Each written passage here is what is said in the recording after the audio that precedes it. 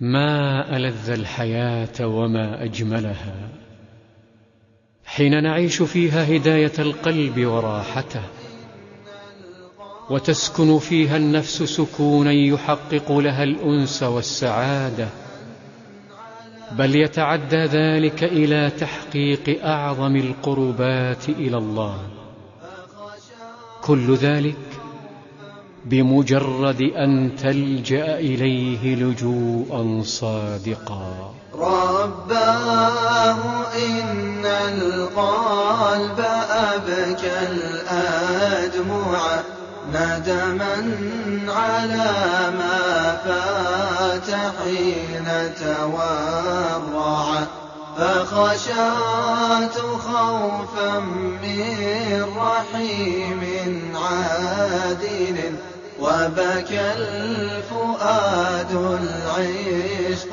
حين تضرع. من أين عذري والذنوب جليلة ناءت بقلب خاشع فتصدع، قد كنت ذا نفس تعيش شقية تهوى الهوى وتغوص فيه تنوعا، وأضاعت التقوى وتاهت بالمنى حينا، فكنت بذي الحياة مضيعا، وتركت للنفس الهوى في عشقها من كل فاتنة تذيب الأضلعا، وذوات خدر نافرات كالظبا تغوي الفؤاد وترتجيه تلوعا، وأردت عزا في الحياة ومنصبا ومكانة تبقى وجاها أرفعا، فظلمت نفسي بين أستار الدجى، ونسيت أن الموت يأتي مسرعا، فأفارق الدنيا ويفنى عزها، وأذل في يوم يعز لمن سعى.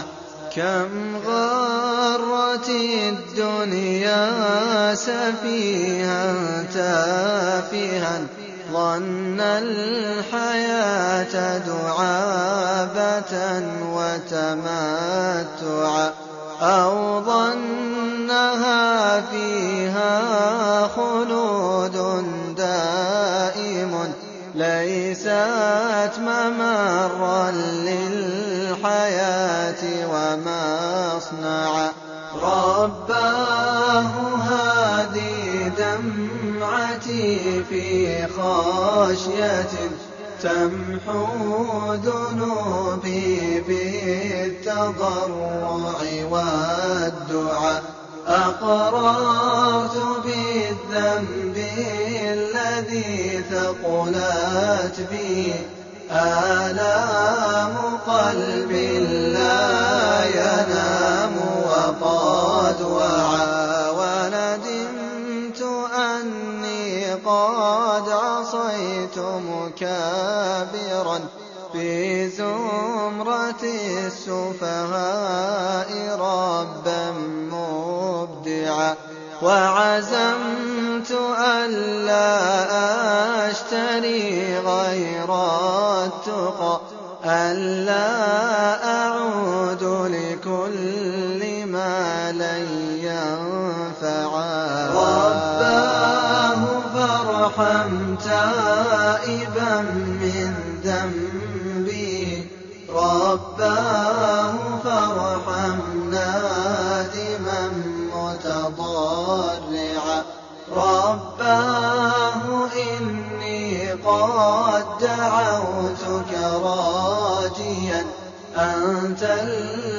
تجيب إذا دعيت لمن دعا.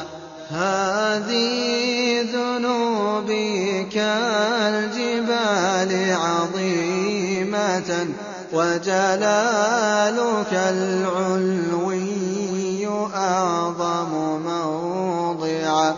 فاغفر وسامح يا كريم وكن بنا من فيض فضلك راحما متشفعا.